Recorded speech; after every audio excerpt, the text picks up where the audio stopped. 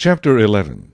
And it came to pass, when Jabin king of Hazor heard these things, that he sent to Jobab king of Madon, to the king of Shimron, to the king of Achshaph, and to the kings who were from the north in the mountains, in the plain south of Chinneroth, in the lowland, and in the heights of Dor on the west, to the Canaanites in the east and in the west, the Amorite, the Hittite, the Perizzite, the Jebusite in the mountains, and the Hivite below Hermon, in the land of Mizpah. So they went out, they and all their armies with them, as many people as the sand that is on the seashore in multitude, with very many horses and chariots.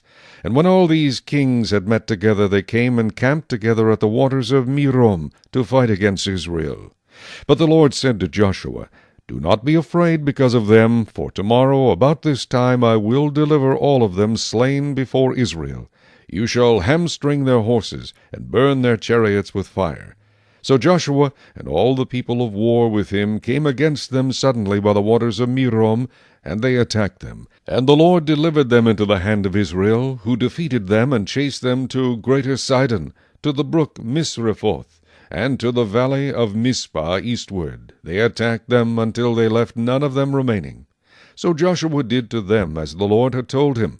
He hamstrung their horses and burned their chariots with fire. Joshua turned back at that time and took Hazor, and struck its king with the sword, for Hazor was formerly the head of all those kingdoms. And they struck all the people who were in it with the edge of the sword, utterly destroying them. There was none left breathing. Then he burned Hazor with fire. So all the cities of those kings and all their kings Joshua took and struck with the edge of the sword. He utterly destroyed them, as Moses the servant of the Lord had commanded. But as for the cities that stood on their mounds, Israel burned none of them, except Hazor only, which Joshua burned. And all the spoil of these cities and the livestock the children of Israel took as booty for themselves. But they struck every man with the edge of the sword until they had destroyed them, and they left none breathing. As the Lord had commanded Moses his servant, so Moses commanded Joshua, and so Joshua did. He left nothing undone of all that the Lord had commanded Moses.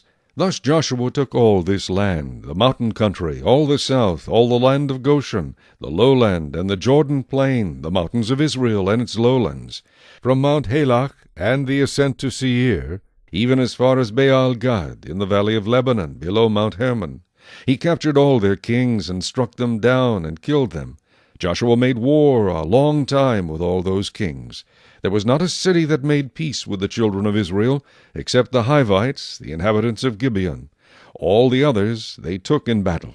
For it was of the Lord to harden their hearts, that they should come against Israel in battle, that he might utterly destroy them, and that they might receive no mercy, but that he might destroy them, as the Lord had commanded Moses.